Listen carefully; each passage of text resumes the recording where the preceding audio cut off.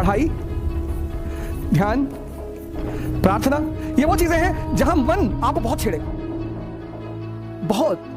ध्यान के कई सारे रूप हैं, कई सारे तौर तरीके हैं, लेकिन जो सबसे सरलतम तरीका है वो ये है, मन को जो शक्तिशाली करने की दवा है वो है ध्यान। ध्यान के कई सारे रूप हैं, कई सारे तौर तरीके हैं, लेकिन जो सबसे सरलतम तरीका है वो ये है। एक होता है कि आप बाहर के लोगों की बदतमीजियों पे नजर रखते हैं, एक होता है अंदर की बदतमीजियों पे नजर रखना। ध्यान मतलब आप पढ़ने बैठे और जैसे ही आप पढ़ने बैठे इसने तुरंत कोई जरूरी काम आपको याद दिला दिया कि पापा ने कहा था गुप्ता जी के यहां से फाइल ले आना। दिन भर नहीं याद दिलाया, जब आप पढ़ने बैठे तो इसने याद दिलाया। दिन भर नहीं याद दिलाया, जब आप पढ़ने बैठे तो इसने याद दिलाया। पहले तो इसने याद दिलाया गुप्ता जी की फाइल आपने कहा कल ले लेंगे, कल सुबह ले आएंगे, आज रात भर पढ़ ले, कल सुबह ले आएंगे। इसने कहा यार ये तो तीर खाली चला गया, तो इसने दूसरा तीर फेंका। जब इसने देखा पहला तीर खाली चला गया, इसने दूसरा बाण मारा आपके ऊपर कि यार योजना, वो मैगजीन ला रही थी बाजार से योजना, तो पूरे साल का करंट अफेयर्स का डिस्कशन हुआ है। फिर एक तीर मारा आपने कहा चलो यार योजना कर ले आएंगे।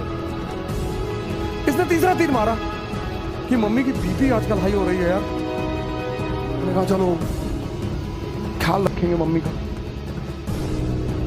आपने उसको भी छोड़ निगलेक्ट कर दिया। फिर उसने एक तीर मारा कि 2 दिन से जो है जूली का फोन नहीं आया आपकी क्लास में, और किसी ना किसी तीर में तो फंसोगे ही, किसी ना किसी तीर में। एक तीर थोड़ी चलाता है, लगातार चलाता रहता है, कहीं तो फंसोगे। और इनमें से किसी में आप फंसे, इसने आपको उठाया, ये जीत गया, इसकी जीत हो गई। पढ़ाई, ध्यान, प्रार्थना, ये वो चीजें हैं जहां मन आपको बहुत छेड़ेगा। इस चीज पे नजर रखने को ध्यान कहते हैं। तुम बैठ के पढ़ रहे हो और तुम्हारे मन में विचार आ गया कि बड़ी वाली बुआ पापा को परेशान किए हुए हैं, तो तुम्हें क्या कर रहे हैं? तुरंत आंख बंद कर उस विचार को देखना। और बताओ, और क्या बता रहे थे? बड़ी वाली बुआ और वो कानपुर वाले मामा के बारे में कुछ बताओ, और वो बलिया वाली जो चाची है बड़ी वाली, उनके बारे में नहीं बताओ। तो तुम देखना विचार तुरंत गायब हो।